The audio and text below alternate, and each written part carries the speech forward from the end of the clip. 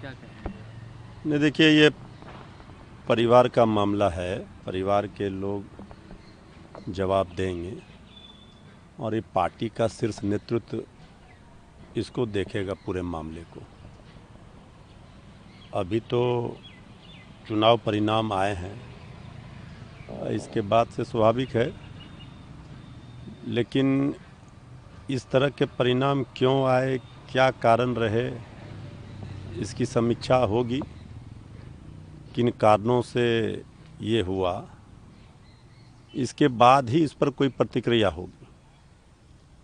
बाकी तो सब लोग जानते हैं कि जिस तरह से रोहिणी जी ने एक आदर्श प्रस्तुत किया, हर माँ, पिता, कोई भाई चाहेगा कि रोहिणी जैसी बेटी, रोहिणी जैसी बहन सबको मिले।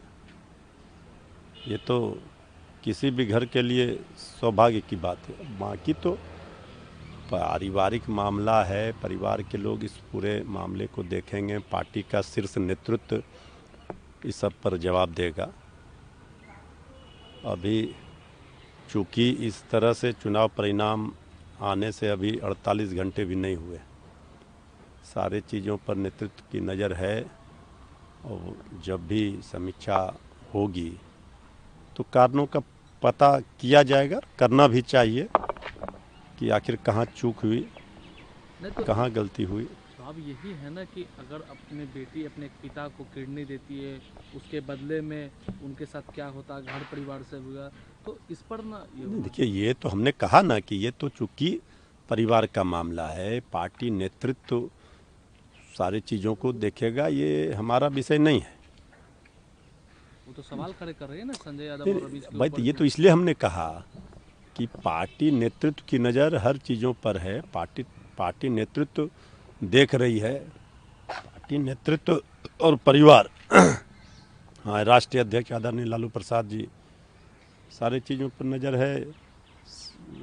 श्री तेजस्वी यादव जी की नज़र है। पार्टी नेतृत्व ही इस पर कोई प्रतिक्रिया देंगे या इस पर कोई निर्णय लेंगे या परिवार के कोई लोग बोलेंगे।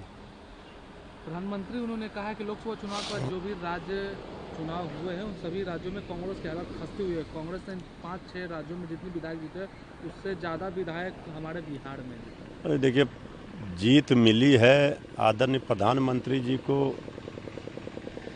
हम बीजेपी को, जेडीयू को और एनडीए के तमाम घटक दलों को जीत की बधाई देते हैं, शुभकामनाएं देते हैं। काम करें, इतना प्रचंड जीत अगर होती है तो उनके लिए भी एक चुनौती है कि बिहार को कैसे, जो दंश बिहार झेल रहा है उसको कैसे आगे बढ़ाएं। बिहार की जनता इस आशा में है। चुनाव तो आते रहेंगे, जाते रहेंगे, बिहार का भला हो, ये प्राथमिकता सरकार में जो आए हैं उनकी होनी चाहिए। बाकी तो पक्ष विपक्ष चलता रहेगा, विपक्ष का मजबूत होना भी जरूरी है लोकतंत्र में। दिग्विजय सिंह ने दावा किया है कि बिहार विधानसभा चुनाव के नतीजे उत्तर कोरिया, रूस, चीन में हुए चुनाव के समान थे, जहां सभी वोट एक ही पार्टी को जाते थे। अब देखिए, वो बड़े नेता हैं, उन्होंने क्या कहा है हमने देखा नहीं है। उनके पास जो अनुभव है उन्होंने साझा किया है, दिया है। हम यही जानते हैं बिहार की जनता के जो मुद्दे हैं वो मुद्दे आज भी कायम हैं और जो सरकार में आ रहे हैं उनको इन सब चीज़ों पर काम करना पड़ेगा। जनता से जो वादे किए उसे पूरा करना पड़ेगा। अखिलेश यादव उन्होंने कहा है कि चुनाव जीते हारे सबको सबक सिखाते हैं। बीजेपी ने कहना शुरू कर दिया है कि महिलाओं को ज़्यादा वोट मिले, कब तक 10,000 रुपया देंगे, कब तक सम्मान की जीत देंगे। उन्होंने 2002 से सिर्फ बचा नहीं पा रहे।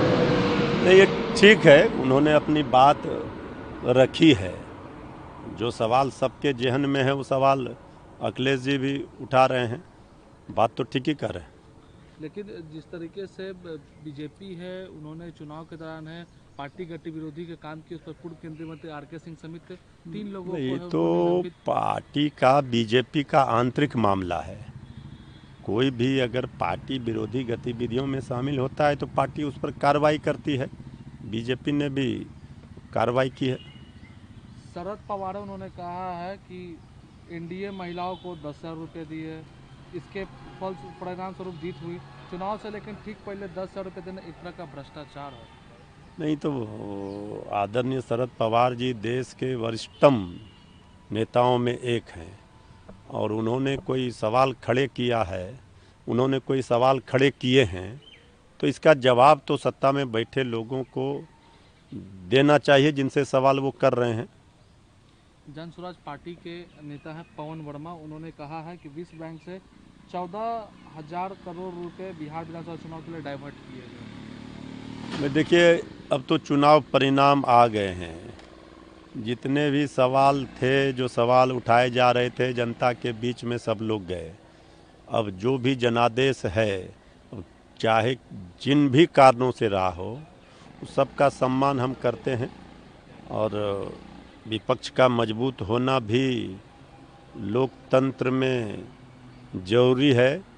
हम जनता के सवालों को लेकर के आगे बढ़ेंगे, जनता की बात को उठाएंगे सड़क से सदन तक। वीके न्यूज़, राष्ट्र के नाम।